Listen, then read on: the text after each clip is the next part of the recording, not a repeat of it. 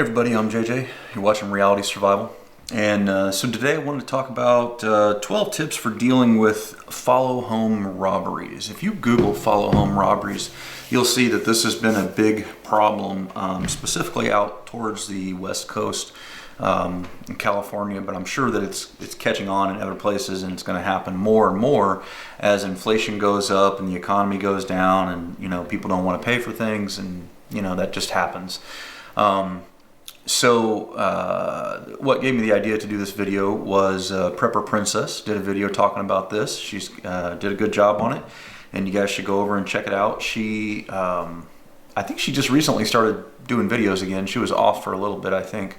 But anyway, she's got a great channel, and I just thought I'd add my take on it. I'm not criticizing her video or anything like that. I'm just throwing in some perspectives of my own. So number one, and like I said, I got some notes here, so I'll just kind of go down each one of them. And let me just explain follow home robbery.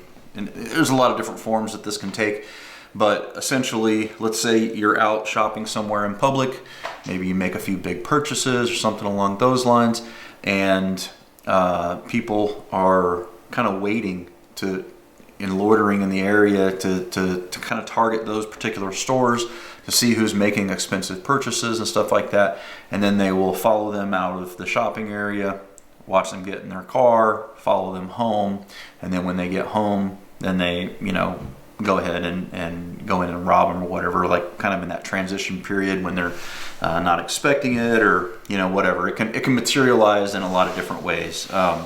But anyhow, or they can just rob you in the parking lot, depending on where you're at and all that kind of stuff.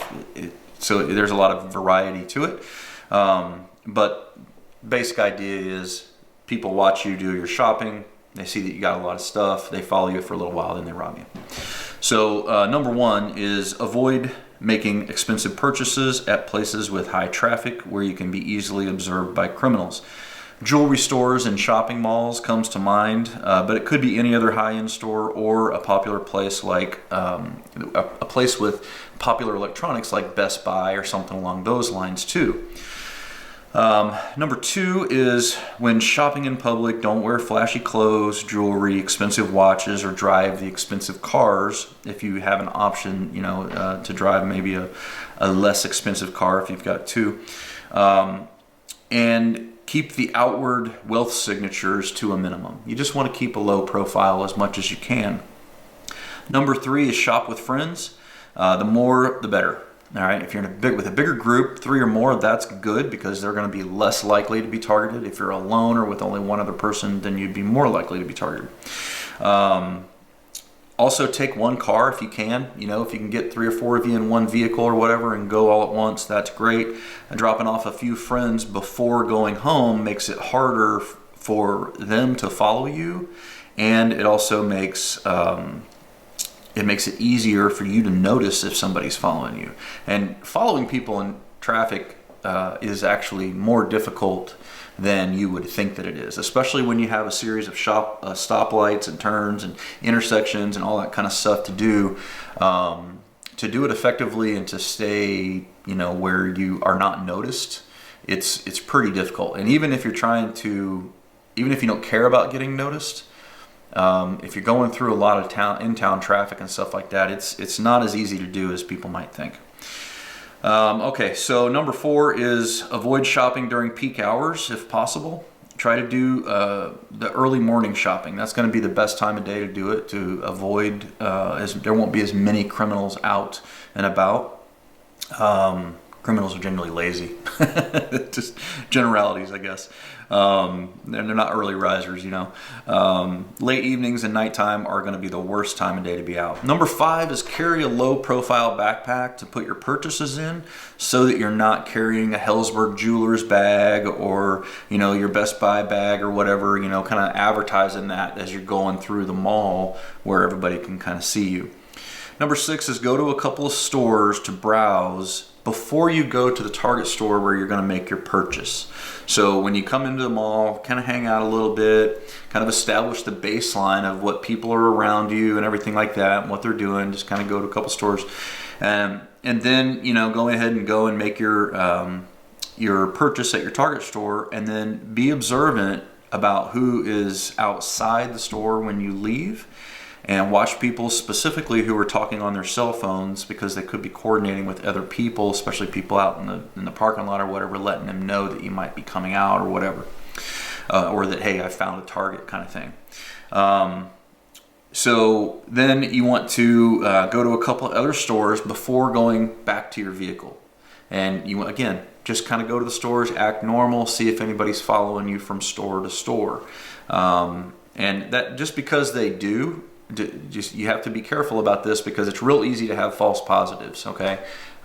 So if you can make the stores on like the opposite sides of the mall, where you go from one end all the way over to the other and then back over to another part of the mall and then go to your car at another area, then that's going to be even better. But if you're going to like 3 stores right in a row or whatever, it might not be as much of an indicator that they are following you. Okay. Let's see. So yeah, so then you see if anybody follows you from store to store. If they do, then you can call mall security and or the police, see if they'll be willing to assist you to walk you to your car. Now, obviously this video might not be for people who are, it's probably more geared towards, you know, older people who maybe don't carry a firearm for self-protection, you know, younger teenagers, those kind of things. If you're less capable of defending yourself, then this is probably kind of more who the target audience is for. If you're fully able to take care of yourself and you're not worried about somebody approaching you and trying to rob you, like, you know, you carry an EDC firearm and all that kind of stuff, then this probably isn't, you know, as specific. But I think there's going to be some good tips in here, so keep watching.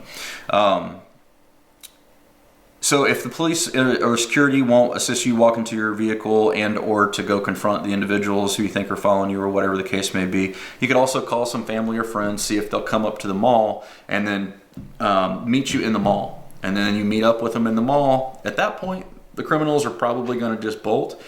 But even if, and you just kind of keep shopping the whole time until they get there. Then even if they stick with you, then just have those people walk you to your car, and then they can follow you home as well, and then they're really unlikely to stay with you there. Okay, main thing is don't panic, don't challenge the people that are watching you, just keep shopping, be observant, and be ready.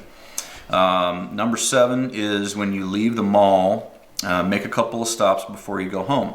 Maybe go grab a drive-through, go get some fast food at a drive-through or something along those lines. Be observant and notice if anybody is following you, and, you know, take the details of their car and all that kind of stuff if they are. Okay, so if you've gone to a couple of different locations and it looks like they're still following you, they're still staying with you, again, you can call the police, tell them what's happening, tell the whole situation, ask them if they could, you know, come out and to where you are, and you know, get the people who are following you or something like that. If they won't assist, then you can go to a residential area that's not your neighborhood, and just kind of drive around the block a couple of times, you know, and just pick a random block. Look on your, you know, Google Maps or whatever the case may be. Make sure you don't box yourself in and go down any dead end roads or whatever. Find an area where you can go around the block a couple of times and just drive slow and go around. That tends to make people who are surveilling other people really nervous, because you really stand out if you follow somebody that way. And most of the time, they're probably going to break off. So again, make sure to be a good witness, get a good description of the vehicle and the license plates, get a description of the people inside the car as well if you can. Try not to be real obvious when, you know, doing this. Number 9 is if they're still following you and assuming that you have enough gas in your tank, then you can hop on a freeway, just pick a direction and drive for an hour or so.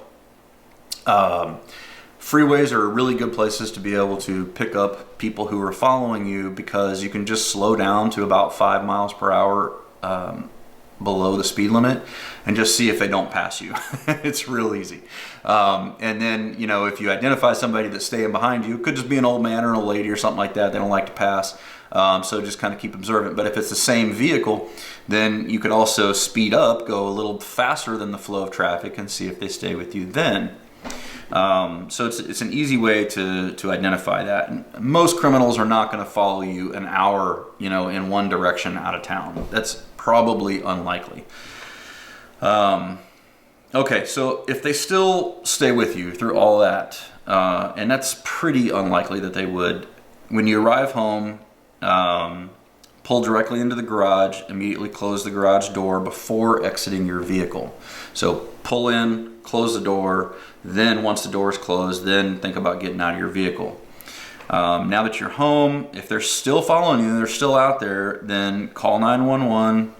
Ask them to send officers out, arm yourself, and if you're not already, and prepare to defend yourself. You don't want to challenge them. Just wait inside of your home for the police to arrive. Make sure that you safe your weapon and show the police empty hands when they approach the house, and then provide them with details of the encounter. You don't want to have the firearm in your hand when the police come. Make sure that it's safe and it's put away somewhere out of sight or whatever. You can let them know that you did have it, and when you talk to the 911 operator, you can let them know that you have a weapon and you're going to defend yourself or whatever. It's just so that they are aware that you have a weapon. That's probably a good idea. Now, obviously, depending on the social estate that you're in, make sure the firearm is legal. And number 12 here is, you can, after that all happens, the police come, they've taken the people away or scared them off or whatever the case may be, then you've provided them the details of the whole encounter and all that kind of stuff. You can also use your neighborhood social media apps like Nextdoor, or if you're in any Facebook groups or anything like that, that are neighborhood based. Then you can kind of tell everybody, hey, this is what happened, this is what the vehicle looked like, this is what the occupants were, and kind of just let them know. So anyway, that's my top 12 tips for dealing with a follow home robbery. These ideas were kind of just put together late at night. I might have missed something, so I'd love to hear your guys' comments below. What would you do? We're not looking for the Rambo version of, hey, I'm gonna go up and whoop their ass, or whatever the case may be. We're looking for real solid advice for people to actually deal with these situations. So keep the comments realistic if you can. All right, guys, thanks for watching, and as always, don't forget to live 6 P's. Proper prior preparation prevents poor performance. And before I go, I'll tell you about On Scene Alert. On Scene Alert is a service that I have subscribed to, and I think it's pretty cool. I'm an affiliate with them, and they will send you text messages anytime there's like an ongoing situation of something that you should be aware of regarding some kind of a threat situation, like an active shooter situation or something along those lines. But the part of the service that I think is really great is and that's good. That's a good part of the service too. I don't mean to downplay that part, but they also have a global intelligence briefing that they send out every day or 5 days a week to your email box, Monday through Friday. And this is a pretty cool service because it really helps you to keep situational awareness on the kinds of things, the kinds of disasters that are happening around the world. And the reason I think that's important is because it's hard to get information out there. And Mike Judy, the CEO of this company, is a former Intel analyst. He's got a lot of experience in crisis management and everything like that. He knows how to vet information. And so the information that they give you in this information is real information. You can trust the information, and it's helping to educate you about what disasters actually happen. So not all the fake stuff and the EMPs and the pie in the sky, asteroid's gonna hit, all that kind of stuff, but what actually happens on a regular basis. And that helps you to become more attuned to what kind of situations you can be in where you could have catastrophic events. And so it helps you to learn to be able to avoid those situations and or be more prepared if you're going to have to be in those situations. I just think it's a pretty good service. And every morning when I wake up, it's usually in my inbox. He was late one time so far, but he's been doing a really good job of getting it out there. And I think it's a good thing to do. The cool part about it is it's only $7 a month, so it's like what, $1 more than a Starbucks coffee or something like that per month. And you can get 30 days free to try it out. You don't have to enter your personal credit card information if you don't want. There is a PayPal portal where you can do it through that as well. And what else? Oh, use the discount code Reality Survival, and that'll save you 30%. And so that takes it down to that $7 a month. It's normally, I think, $9.99. And $2 of that will go to support this channel. So if you, however long you stay signed up with the service, he'll send us $2 a month. So I thought that was kind of a cool way to be able to give you guys a way to support the channel and what we do here if you want to, and also give you a good intelligence product that's going to keep you informed, you know, just to keep that situational awareness up, because situational awareness is hugely important. And you know, that's evident in talking about the video we're talking about today with follow home robberies and all that kind of stuff. You know, having situational awareness, knowing what's going on around you, keeping your eyes up, your head out of your phone, all those kinds of things are key to knowing that something is going to happen. I've got lots of videos on that. I'll try to link a playlist at the end here that you guys can take a look at on situational awareness if you want as well. All right, anyway guys, stay safe. We'll see you on another video here shortly.